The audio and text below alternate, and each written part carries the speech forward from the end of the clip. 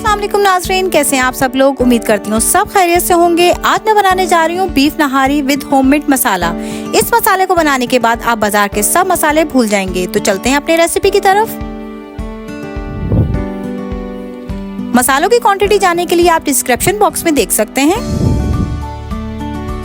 यहाँ पे मैंने गोश्त लिया है 750 ग्राम। साबुत मसालों को मैंने अच्छे से पीस लिया था। अब ये जो पाउडर मसाले हैं इनको इसमें शामिल कर लें।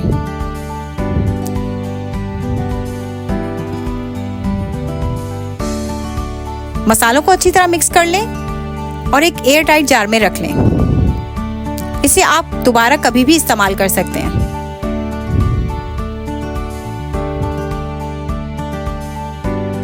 गोश्त मैंने यहाँ पे लिया है 750 ग्राम और इसमें आधा कप मसाला जाएगा।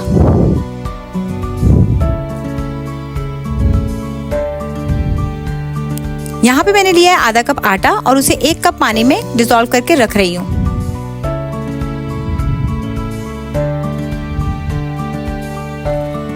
पैन में पहले आधा कप ऑयल शामिल कर लें।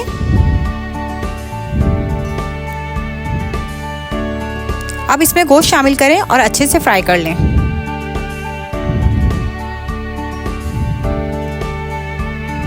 अब इसमें जाएगा लहसुन अदरक का पेस्ट।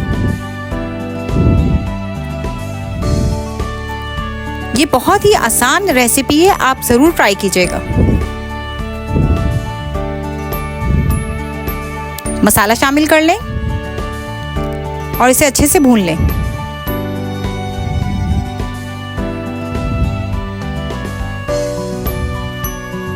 गोश्त में मसाला अच्छे से भुन गया है। अब इसमें पानी शामिल कर लें।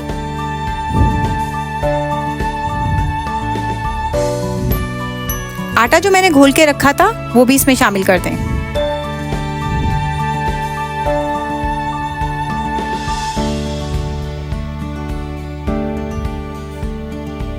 कुकर को ढक्कन लगाकर कम से कम 1 घंटे के लिए इसे पका लें।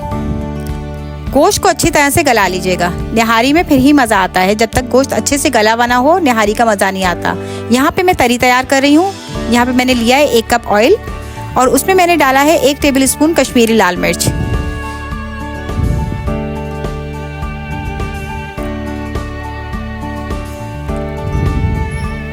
निहारी हमारी यहाँ रेडी हो चुकी है।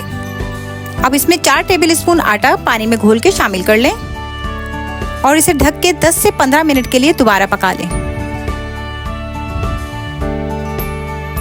हमारी निहारी तैयार है और किस कदर मज़ेदार और खूबसूरत लग रही है। मेरी रेसिपीज़ को लाजमी ट्राई कीजिएगा और मेरे चैनल को लाइक, शेयर और सब्सक्राइब करना मत भूलिएगा। शुक्रिया।